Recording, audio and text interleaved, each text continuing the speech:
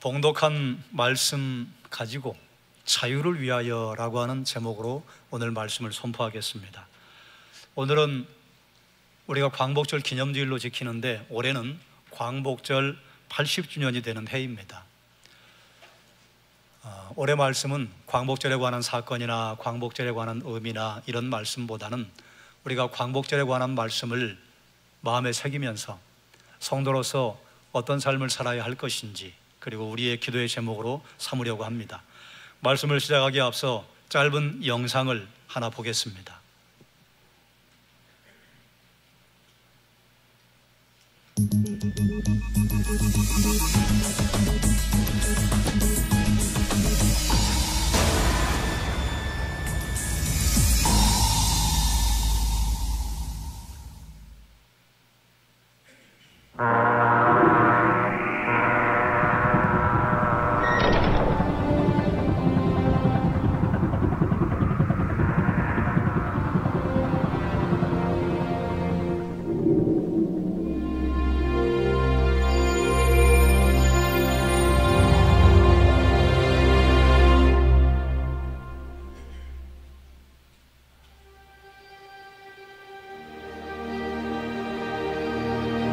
안중근 소식이 알려지고 나서 재판을 한다 하는 이런 소식을 다 들었을 때 하와이에서 그 재판 후원금을 모금을 했어요.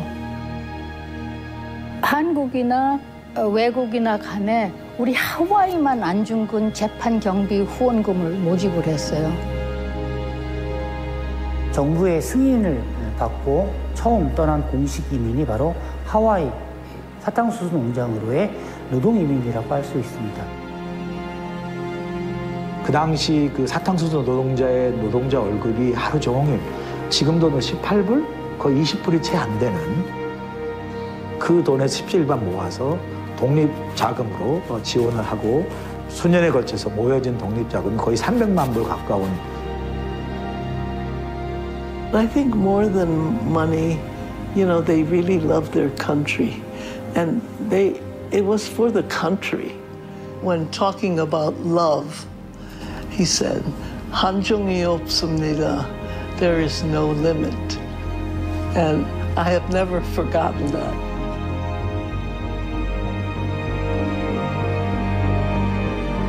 나는 한국 사람 권정희입니다.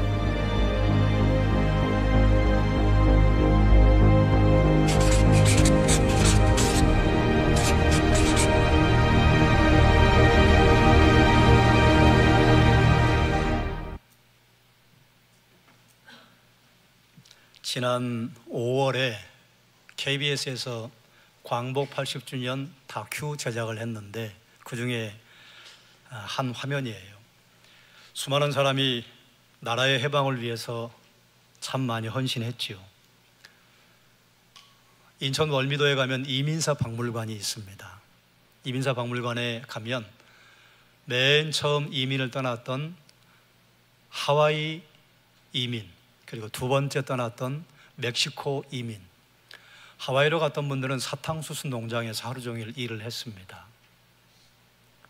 그리고 그 후에 멕시코로 떠난 분들은 알로에 같은 애니캔을 밧줄로 만드는데 애니캔을 수확하는 농장에, 그래서 그렇게 온 코리안 멕시칸들을 애니깽이라고 불러요. 그런데 극심한 노동을 하기 위해서 해외로 이민을 간 이들이 조국의 어려운 소식을 듣고 조국을 위해서 독립자금을 보냅니다. 하와이에 가면 이승만 대통령이 출석을 했던, 그리고 도산 안창호 선생이 출석을 했던 UMC라고 미국 연합장로교회 소속된 한인교회가 있어요. 그 한인교회 역사책이 계속 보관이 되고 있는데 그 중에 그 책 하나를 지금 보신 권사님이 꺼내서 보여주신 겁니다. 우리나라 광복을 위해서 어떤 사람은 재산을 바치고, 어떤 사람은 청춘을 바치고, 어떤 사람은 목숨을 바쳤습니다. 그래서 우리가 이렇게 말할 수 있어요. 나는 한국 사람입니다. I'm Korean입니다. 얼마 전에만 해도 해외 나가면 첫 번째 사람들이 묻는 질문이 있어요. 차이니스냐? 중국 사람이냐? 아닌데? 그럼 두 번째 물어요. 그럼 재패니스냐? 아닌데? 그럼 세 번째, 그럼 코리안이야? 이렇게 물었어요. 지금은 해외 나가면 코리안이냐고 먼저 물어요. 왜냐하면 우리가 이렇게 한국에 있을 때는 뭐 우리 다 똑같이 사는데, 그런데 나가보면 한국 사람들이 입고 다니는 이 특별한 특징이 있습니다. 깔끔해요. 그리고 남자도 잘생겼고 여자도 참 예쁘고 아름답고 단정하고. 한 15년 전, 20년 전만 해도 해외 나가면 한국 사람이 딱 표가 났어요. 다 등산복을 입고 다녔어요. 등산 가는 것도 아닌데 백화점에 가도 등산복, 해외 나가도 등산복. 그래서 외국 사람들이 등산복 입고 다니는 사람 보면 다 한국 사람인 줄 알았대요. 그런데 지금은 각자 자유롭게 편안하게 다니는데도 한국 사람들이 눈에 띄어요. 우리 선배들의 헌신과 사랑의 수고가 없었다면 우리가 해외 나가서 한국 사람이라고 말하는 것이 불가능한 현실이 되었을 수도 있습니다. 지금 우리는 대한민국 사람이라고 하는 이 사실, 그리고 우리가 대한민국 여권을 가지고 외국에 나가면 얼마나 그 여권의 가치가 큰지 감사하고 감격스러운 시절을 보내고 있지요. 그래서 8.15 광복 80주년을 맞는 이 기념주일에 그리스도인의 신앙의 관점에서 우리가 잊으면 안 될 것이 있습니다. 먼저는 하나님의 은혜를 잊지 말고 기억해야 할 것입니다. 이스라엘 백성이 애굽에서 해방된 것은 하나님의 은혜였습니다. 그들이 한 것이 아무것도 없었습니다. 하나님께 살아하시는 것을 하고 잠잠히 기다렸을 뿐인데 어느 날 갑자기 출애굽하게 되었습니다. 이 민족이 해방을 맞이한 것도 우리가 우리의 힘으로 해방을 맞은 것이 아닙니다. 하나님의 은혜로 말미암아 상상하지 못하던 때 갑작스럽게 광복의 은혜가 주어졌습니다. 하나님께서는 이 민족을 해방하기 위해서 특별한 방법을 사용을 하셨습니다. 그럼 우리는 이제 어떤 것을 또 마음에 새기고 살아갈 수 있는가? 지금까지 인도하셨던 것처럼 우리 민족의 미래도 하나님의 도우심에 계속 있을 것이라고 하는 것을 확신할 수 있다는 것입니다. 어디 그뿐입니까? 여러분의 인생도, 여러분의 삶도 지금 여기까지 인도하신 하나님께서 앞으로도 인도하실 것이라는 것을 확신할 수 있는 것입니다. 다음으로는 광복절 80주년을 맞이하면서 우리가 잊지 말고 기억해야 할 것, 신앙의 선배들의 수고를 잊지 말고 기억해야 할 것입니다. 하나님께서는 이스라엘을 구하기 위해서 모세 한 사람을 부르셨습니다. 그리고 그를 애굽으로 보내셨지요. 모세는 하나님 앞에 순종하고 충성했습니다. 우리 민족의 광복에도 신앙의 선배들의 충성이 있었습니다. 일제치하에 대한민국에 있는 수많은 교회가 독립운동의 거점 역할을 했습니다. 그리고 수많은 교회가 독립자금을 모아서 독립운동을 하는 곳에 보냈습니다. 독립운동을 하는 현장에서 활동했던 사람들은 거의 대개 교회를 세우고 학교를 세웠습니다. 마지막으로 우리가 잊지 말고 기억해야 할 것은 기도하는 것입니다. 애굽에 있는 이스라엘 백성들을 출애굽기에 보면 그들이 여호와께 부르짖었다 이렇게 말씀을 하고 있습니다. 여호와께 부르짖었더니 그것이 힘이 되는 것은 무엇인가 하면 그들의 부르짖음을 하나님께서 들으셨다는 것이에요. 그들의 부르짖음을 듣고 모세를 보내시는 것이 하나님의 계획이었습니다. 일제치하에 있었던 조선에도 기도의 불길이 일었습니다. 1884년 복음이 들어온 이래 1903년에 기도의 불길이 타오르기 시작했어요. 우리나라에 와서 선교하던 한 선교사님이 나는 조선인들은 개화가 불가능한 사람이라고 생각했습니다. 조선인들은 더럽기 짝이 없고 거짓말장애들이고 하나님 이 사람들에게 무슨 가능성이 있겠습니까? 왜 저를 이런 곳에 보내셨습니까? 라고 하나님에게 불평을 했는데 이들이 하나님 앞에 뜨거운 신앙생활을 하는 것을 보고 저는 저의 원망과 불평을 하나님께 회개합니다. 그의 회개가 불씨가 되어서 1907년 평양에 있는 장대연 교회에서 드디어 부흥의 본물로 터졌습니다. 그때부터 새벽 기도회, 철야 기도회를 시작했어요. 세계 어느 나라에도 새벽에 모여서 기도하고 금요일 밤에 모여서 기도하는 민족이 없습니다. 한민족만 그렇게 기도해요. 그뿐만 아니라 세계 어디를 가도 어느 나라를 갔든지 한국 사람들이 모여서 세운 교회는 그곳에서 새벽에 모이고 금요일 날 모입니다. 어느 나라에도 없는 기도의 전통이 우리 믿음의 선배들을 통해서 우리에게 전수되었습니다. 하나님께서 그들의 기도를 들으시고 하나님의 방법으로 이 민족의 광복을 허락하셨습니다. 이것을 우리에게 적용을 한다면 하나님은 여전히 우리의 기도를 들으세요. 우리의 기도를 들으시고 응답하신다고 하는 사실을 여러분 잊지 말고 기억하기를 주님의 이름으로 축원합니다. 하나님께서 이스라엘 민족을 구해내시는데 그 첫 시작은 한 사람의 부르심으로부터 시작됩니다. 창세기 12장 1절에 보니까 여호와께서 아브라함에게 이르시되 너는 너의 고향과 친척과 아버지의 집을 떠나 내가 내게 보여줄 땅으로 가라. 아멘. 우상을 섬기던 자리에서 하나님께서 아브라함을 부르셨습니다. 부르신 목적이 무엇인가? 잠시 후에 아브라함을 부르신 목적을 자세히 살피겠습니다만 큼직한 목적은 그를 믿음의 조상으로 만들기 위함이었어요.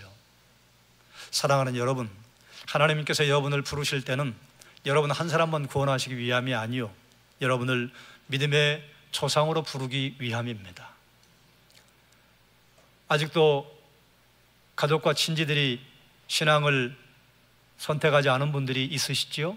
불신 가정에서 신앙생활을 하는 분들이 있지요?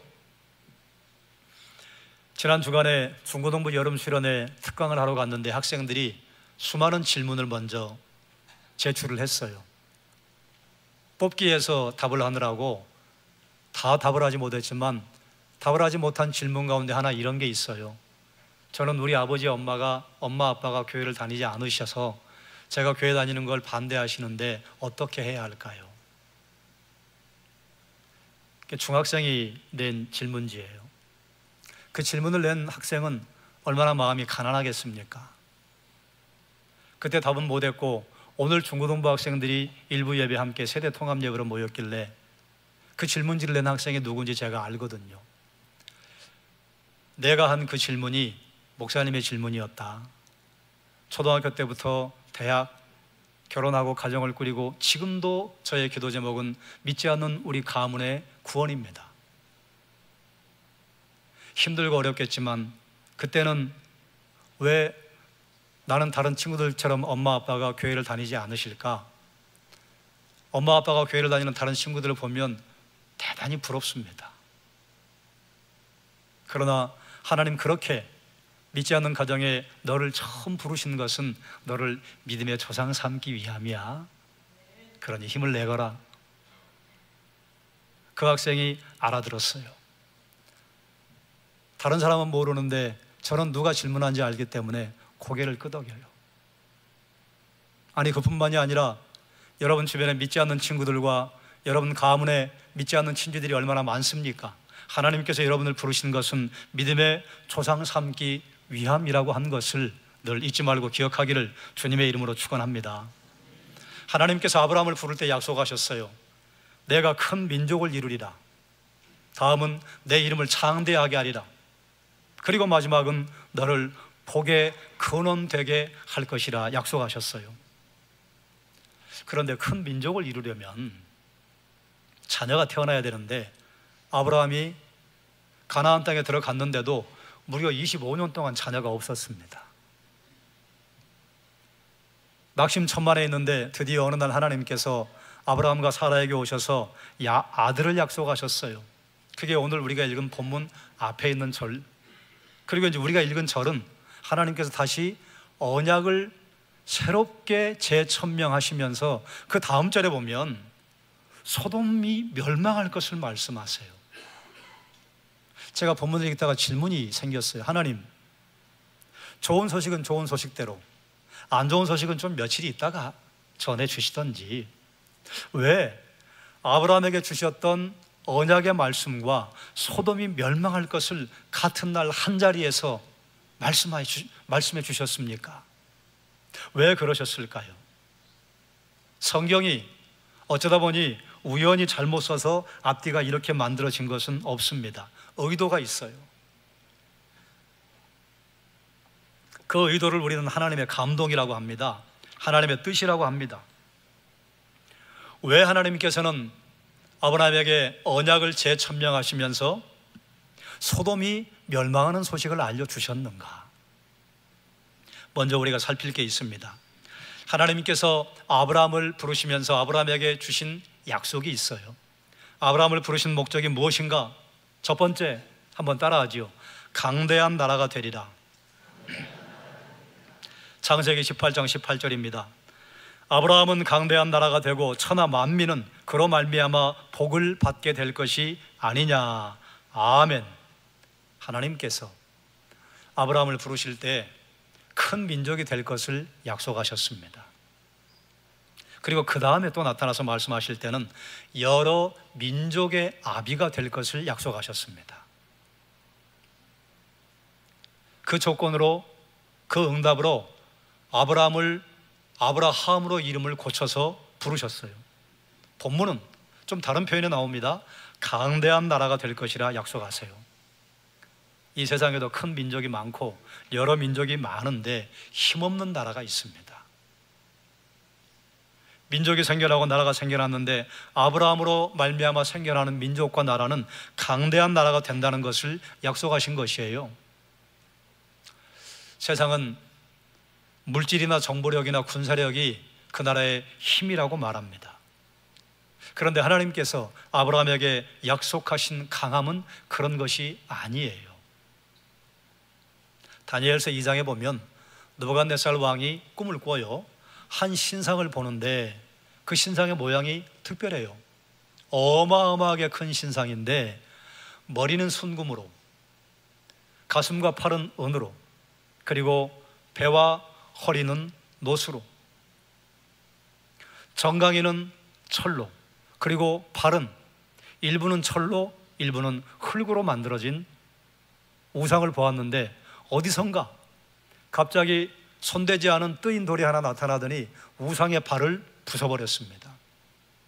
그랬더니 그 우상은 온데간데 없이 사라지고 어디선가 사람이 만지지 않은 뜨인 돌이 점점 커지더니 온 세상을 가득 채웠다. 그런데 느부갓네살 왕에게 두려운 마음이 생겼어요. 이게 무슨 꿈이냐. 그래 다니엘이 그 꿈을 해석을 해주잖아요. 왕의 나라가 금과 같습니다. 왕의 이후로 큰 제국이 설 것인데 점점 그 세력이 약해질 것입니다. 은과 같은 나라, 철과 같은 나라, 녹과 같은 나라, 마지막에 설 나라는 철과 흙이 섞여 있어서 어떤 것은 강하고 어떤 것은 약한, 그리고 다니엘이 꿈을 해석을 했는데 그때는 그게 무슨 말이야 몰랐어요. 그런데 세월이 흐르면서 바벨론이 무너지고 바사가 세워지고 헬라가 세워지고 그리고 로마가 세워진 그 모든 나라들이 세워질 당시에는 이 나라는 무너지지 않을 거야. 어떻게 이 나라가 무너져? 생각했던 나라들이 온데간데 없이 사라지고 말았습니다. 세상의 모든 나라는 세워졌다가 사라지기를 반복합니다. 그런데 영원히 무너지지 않는 나라가 있습니다. 그리스도가 왕이 되시는 나라, 영원히 무너지지 않는 나라예요. 그러므로 사람이 손대지 않은 뜨인 돌은 그리스도를 의미하는 것이에요. 그리스도께서 아브라함의 혈통을 통해 나셔서 아브라함이 열국의 아비가 되고 여러 나라의 아비가 되고 강대한 나라의 아비가 될 것을 말씀하셨어요. 이것은 아브라함의 혈통을 통해서 강대한 왕, 강대한 나라를 이루실 그리스도가 나실 것을 선포하신 내용이에요. 그래서 아브라함의 일생을 히브리서 기자는 이렇게 평가를 했습니다. 믿음으로 아브라함은 본향을 사모하며 살았다. 아브라함은 하나님께서 그에게 약속하신 것이 이 땅에서 이루어지는 것이 아니라고 하는 것을 깨달았습니다. 하나님께서 여러분을 부르셨습니다. 예수 그리스도로 말미암아 여러분이 가는 나라는 강대한 나라, 무너지지 않는 나라, 영원한 나라, 영원한 왕이신 예수 그리스도께서 우리를 다스리는 나라. 우리는 이미 그 나라에 들어왔습니다만 아직 그 나라에 도착하지는 않았어요. 그러므로 사랑하는 여러분, 이 땅에서 하나님께서 여러분을 부르신 목적이 여러분을 강대한 나라, 믿음의 조상이 되게 부르셨다고 하는 것을 마음에 깨닫고 확신을 가지고 살아가기를 주님의 이름으로 축원합니다. 아브라함을 부르신 목적 두 번째, 한번 따라할까요? 복이 되리라. 여러분이 복되도록 하나님이 부르셨어요. 복된 삶을 살도록 부르신 것이 아니라 여러분이 복 자체가 되도록 부르셨어요. 아브라함이 복이 된다고 하는 것은 다른 말로 하면 복의 근원이 된다고 하는 것입니다. 복의 근원이 된다고 하는 것을 풀어서 이렇게 설명하셨어요. 세상 많은 사람들이 너를 축복하면 내가 그에게 복을 줄 것이다. 세상 많은 사람들이 너를 저주하면 내가 그에게 저주를 내릴 것이다. 세상 사람들이 복을 받는 요 스위치가 무엇이냐? 믿는 하나님의 백성을 축복하는 것이에요. 세상 사람들이 저주에 빠지는 이 스위치 버튼이 무엇이냐? 믿는 자들을 저주하는 거예요. 그러니 사랑하는 여러분, 세상 사람들이 아브라함으로 말미암아 복을 얻을 것이라고 하신 이 말씀은 사실은 깊은 의미는 아브라함의 후손으로 오시는 예수 그리스도로 말미암아 세상 모든 사람들이 아브라함의 후손이 되는 복을 얻을 것이라고 하는 의미입니다. 그러나 그와 함께 아브라함으로 말미암아 세상 사람들이 이 세상에서도 복을 누리게 될 것이다 하는 것을 의미하는 것이에요. 여러분, 하나님께서 여러분 부르신 것은 복이 되도록 여러분을 부르셨어요. 복의 근원으로 여러분을 부르셨어요. 우리에게 주신 권세입니다. 자, 그러면 이 말씀이 다음 아브라함에게 주신 복과 연결이 되는데 동전의 양면이에요. 하나님께서 아브라함에게 복을 주신 것은 그에게 권세이기도 하지만 그에게 사명이기도 합니다. 어떤 면의 사명인가? 세 번째, 하나님께서 아브라함을 부르신 목적 한번 따라하죠. 어떻게 복이 될 것인가? 창세기 18장 19절 말씀, 꽤 중요한 말씀입니다. 함께 읽겠습니다. 내가 그로 그 자식과 권속에게 명하여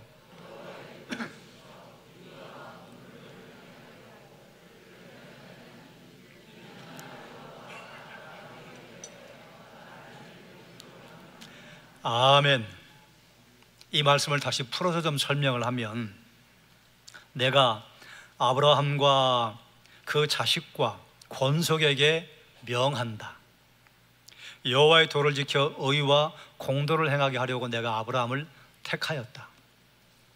아브라함과 그 자식과 권속들이란 아브라함 집에 함께 살고 있는 아브라함 가문의 공동체를 말합니다. 창세기에 보면 아브라함 집에 훈련시킨 318명의 군사가 있었습니다. 그리고 그 군사에게 딸린 가족, 그래서 아브라함의 공동체는 최소 2,000명에서 2,500명 이상이었을 것으로 학자들은 추정을 합니다. 그 권속들에게 내가 명해서 그들이 여호와의 도를 지켜 여호와의 의와 공도를 행하게 하려고 내가 아브라함을 불렀다. 그러니 아브라함은 어떤 사명이 있는가 하면 그 자녀들에게 여호와의 도를 가르쳐야 할 사명이 있어요. 그 공동체 안에 살아가는 사람들에게 여호와의 도는 이런 것입니다, 가르쳐야 할 사명이 있어요. 그걸 가르치고 여호와의 도를 지켜 여호와의 의와 공도를 행하면 아브라함을 강대한 나라 만들고 그에게 복의 근원이 되고 그의 이름을 창대하게 하는 것을 누가 이루는가? 나 여호와가 이룰 것이다, 그 말이에요. 그러니까 우리가 이 땅에서 내가 강대한 나라가 돼야지, 내가 내 이름을 창대하게 만들어야지, 내가 복의 근원 돼야지 애를 쓰지 말라 그 말이에요.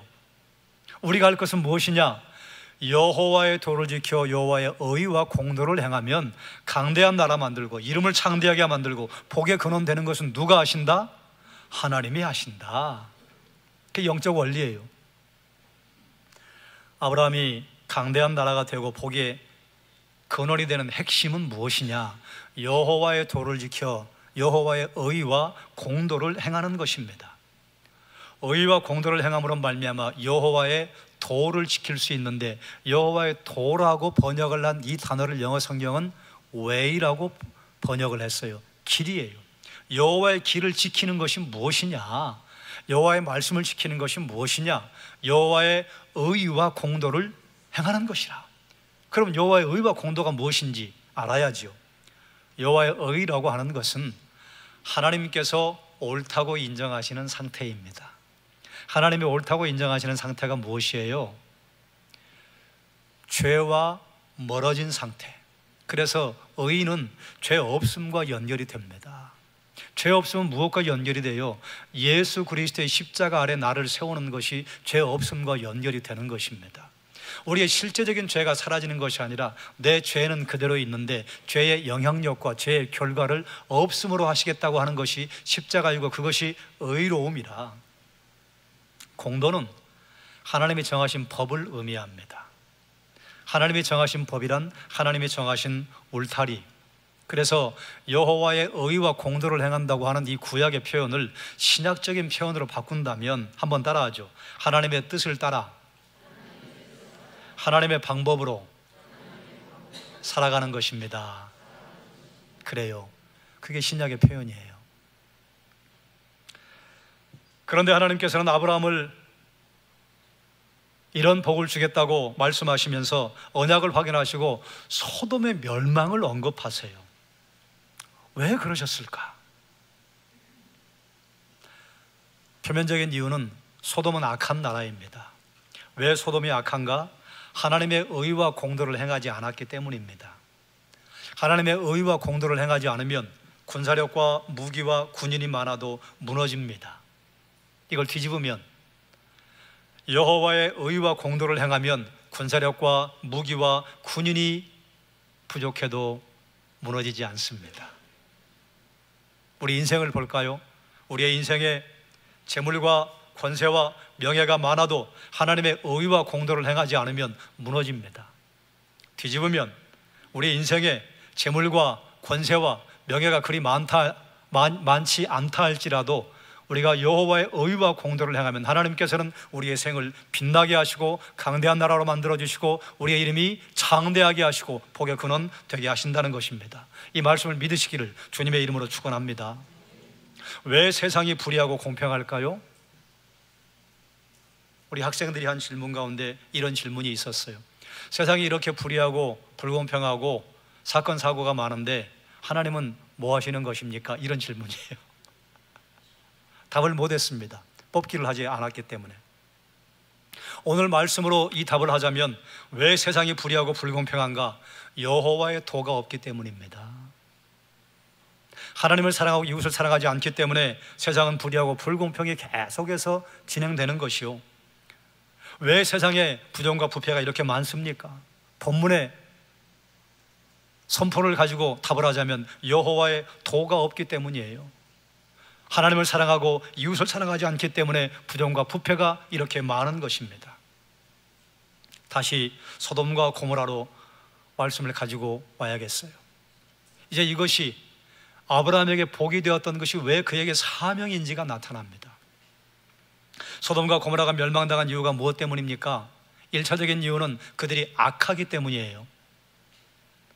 그러나 그보다 더 중요한 이유가 있습니다. 우리는 그 답을 알지요. 왜 소돔과 고모라를 하나님께서 멸하시는가? 의인 10명이 없기 때문이었습니다. 하나님께서 아브라함에게 복의 말씀을 주시면서 언약을 선포하시면서 왜 소돔에 관한 말씀을 아브라함과 계속 하시는가? 우리 들으라고 기록하신 것이에요.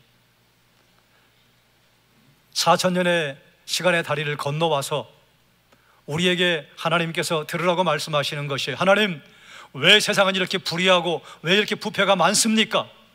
그들이 악하기 때문이다. 그 다음은 그 안에 살아가는 그리스도인 가운데 여호와의 의와 공도를 행하는 사람 10명만 있으면 내가 그 땅을 멸하지 않는다. 왜 하나님이 주신 언약이 아브라함에게 복이 되고 그에게 사명이 되는지 여러분 아시겠지요? 세상의 기준과 가치는 계속해서 바뀝니다. 하지만 여호와의 의와 공도는 바뀌지 않습니다. 세상의 부패를 막는 길이 그리스도인에게 있습니다. 세상을 살리는 길이 그리스도인에게 있습니다. 사랑하는 여러분, 하나님께서 여러분을 강대한 나라로 만드시기 위해, 여러분을 복의 근원 되도록 하시기 위해 부르셨다고 하는 것은 기분이 너무 좋지요. 그런데 그것은 우리의 사명이에요. 복의 근원 되는 것은 무엇으로 말미암아 가능한가? 그리스도인들이 여호와의 의와 공도를 행하고 살 때에 주변의 사람들이 야, 참 그리스도인들은 다르다. 그럴 때 그들에게 하나님이 복을 주신다는 것이에요. 그리스도인이 여호와의 의와 공도를 행하며 살지 못할 때에 아니 그리스도인들은 왜 그래? 그들을 저주하고 그들을 불평하고 그들을 원망할 때 그들에게도 부메랑 되어서 저주가 돌아간다는 것이에요.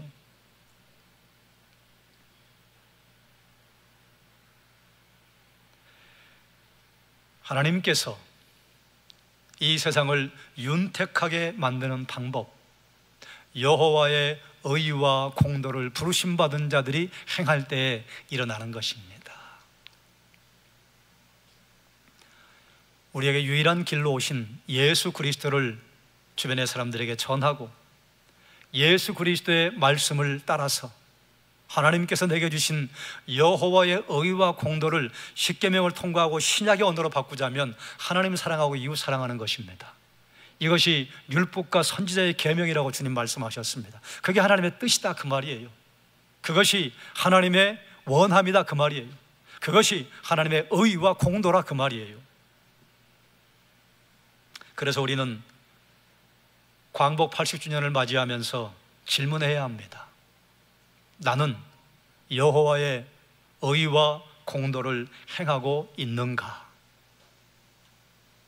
나는 여호와의 도를 지켜 여호와의 길에서 벗어나지 않아서 여호와의 길에서 좌로나 우로나 치우치지 않고 의와 공도를 행하는 것을 보여주고 있는가?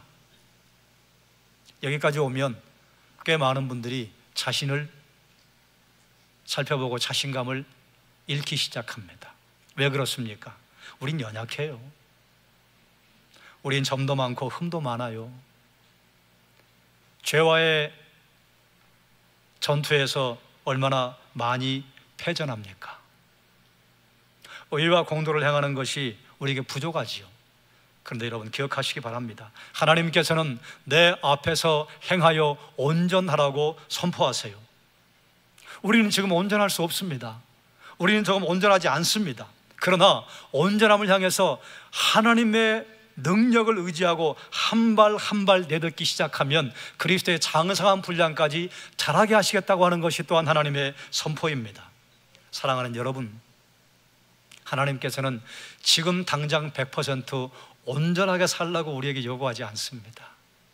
여호와의 의와 공도를 실천해보고 실패하면 또다시 실천해보고 실패하면 또다시 실천해보고 실패하면 또다시 실천해보고. 우리는 얼마 전에 피겨스케이팅의 여제 김연아 선수를 TV에서 보면서 참 자랑스러워했어요. 아니 피겨스케이트에도 우리나라 선수가 상을 탄단 말이야? 30년 40년 전만 해도 저기는 우리가 놀 물이 아니야.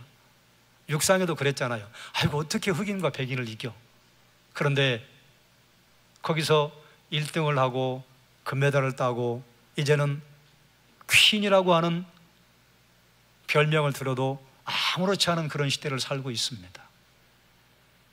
사랑하는 여러분, 운동선수들이 피겨스케이터가 처음부터 퀸이었던 건 아니에요. 수없이 엉덩방아를 찍고 수없이 실패합니다. 그런데 그게 실패가 아니에요. 실패한 만큼 서고, 실패한 만큼 잘하고, 실패한 만큼 점점 프로가 돼가는 거예요. 우리가 하나님 말씀을 따라 살아가면서 실패합니다. 여러분, 그 실패가 패전이 아니에요.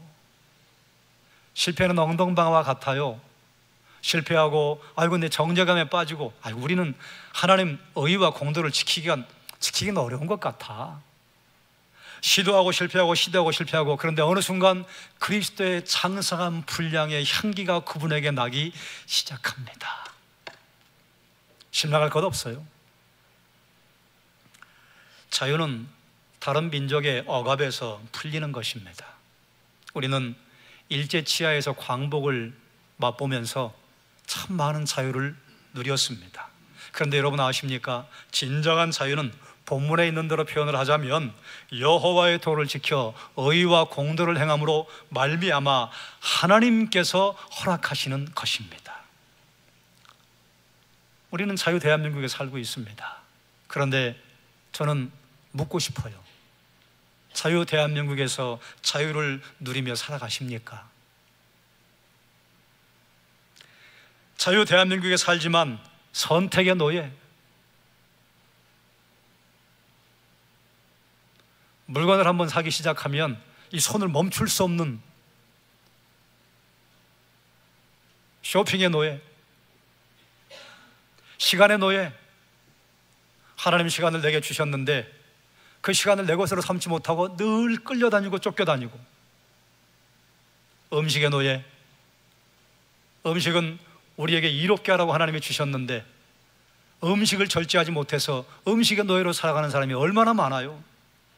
감정의 노예. 이 감정 내 거예요. 그런데 주변의 환경에 휩쓸리고 주변의 상황에 휩쓸려서 내 감정을 내가 부리지 못하고 감정의 노예로 살아가는 사람이 얼마나 많습니까? 여러분, 자유로운 장소에 산다고 해서 자유를 누리는 것이 아닙니다. 자유로운 장소에 살아도 노예로 살아가는 사람이 있어요. 자유를 박탈당했는데 그 안에서 한없는 자유를 누리며 살아가는 사람이 있습니다. 남아공의 대통령 넬슨 만델라가 그랬잖아요. 그 사람이 석방될 것이라고 아무도 생각하지 못했습니다. 그러나 그는 감옥에서 그의 전기를 읽어보면 저들이 내 자유를 침해하지 못하도록 나는 결정하겠다. 그래서 그 안에서 신앙으로 살아가고 그 안에서 미래를 준비하고, 사람들이 비웃었어요. 당신 종신형이야, 사형수야, 다만 사형이 뒤로 좀 늦춰질 뿐이야. 그런데 그는 포기하지 않았습니다. 그리고 그가 석방될 것이라고 상상도 못했는데 석방되어서 몸이 구속된 상태에서 그의 영혼이 한없이 자유로운 상태로 준비한 그 결과 한 나라를 성실하게 이끄는 사람의 역할을 감당할 수 있었습니다. 사랑하는 여러분, 감옥에 산다고 그 사람의 자유를 잃은 것이 아닙니다. 내가 감옥 밖에 산다고 내가 자유로운 삶을 사는 것도 아닙니다. 자유는 여호와의 도를 지켜 여호와의 의와 공도를 행할 때에 하나님께서 내게 주시는 것이에요. 여호와의 도를 지켜 의와 공도를 행하는 것이 진정한 자유를 누리는 것입니다. 저는 이것을 우리에게 이렇게 적용하고 싶습니다. 여호와의 도를 지켜 의와 공도를 행하는 여러분 한 사람 한 사람 그리스도인이 이 나라의 진정한 국경선입니다. 왜 그렇습니까? 의인 열이 있으면 내가 그 나라 멸하지 않는다. 여러분, 왜 세상이 이렇게 불의하고 불공평합니까? 왜 세상은 불평과 부패가 많습니까? 이렇게 말을 하고 거기에 따른 몇 가지 문제의 원인들을 제기하는 사람들은 한없이 의롭고 그들의 말이 맞아요. 그런데 그들에게 보이지 않는 함정이 하나 있습니다. 그 질문을 자기에게 던지지 않습니다. 너에게만 던져요. 네 탓이라고 그래요. 대통령의 탓이라고 그러고 국무위원들의 탓이라고 그러고 구청장의 탓이라고 그러고 동장의 탓이라고 그러고 나는 아무것도 잘못이 없어요. 그런데 신앙으로 살았던 하나님의 백성들은 이 질문을 나에게 던졌습니다. 하나님, 세상이 불의하고 불공평합니다. 나는 어떻게 할까요? 세상에 부패와 부정이 이렇게 많습니다. 나는 어떻게 할까요? 사랑하는 여러분, 선택은 내가 하는 것이에요. 여러분은 어떤 선택을 하시겠습니까? 광복 80주년을 맞이하면서 우리 조국이 있다고 하는 것이 이렇게 감사하고, 우리나라가 있다고 하는 것이 이렇게 감사하고, 우리가 자랑할 만한 것들이 꽤 많은 것이 대단히 감사하고, 내 자녀들이 이 땅에 태어난 것이 감사하고. 어떤 분이 책에 이런 글을 썼어요. 당신은 지금 먹을 음식 때문에 고민하거나 고생하지 않고 있습니까? 그러면 최소한 이 세상에 사는 먹고 사는 것이 삶의 문제인 10억 명에 들어가지 않는 사람입니다. 당신은 옷장을 열었을 때 오늘 내가 무슨 옷을 입어야 하지 고민하는 사람입니까? 그러면 최소한 당신은 전 세계 상위 10% 안에 들어가는 사람입니다. 자녀들에게 무엇을 선물할까? 내 자녀들의 진로를 어떻게 할까? 고민하고 있습니까? 그러면 당신은 세계 인구 가운데 상위 1%에 해당하는 사람입니다. 우리는 최소한 상위 1%의 삶을 누립니다. 그런데 자꾸 주변의 사람들을 보면서 나는 평균 지하의 삶을 산다고. 그건 누구의 선택이에요? 나의 선택이에요.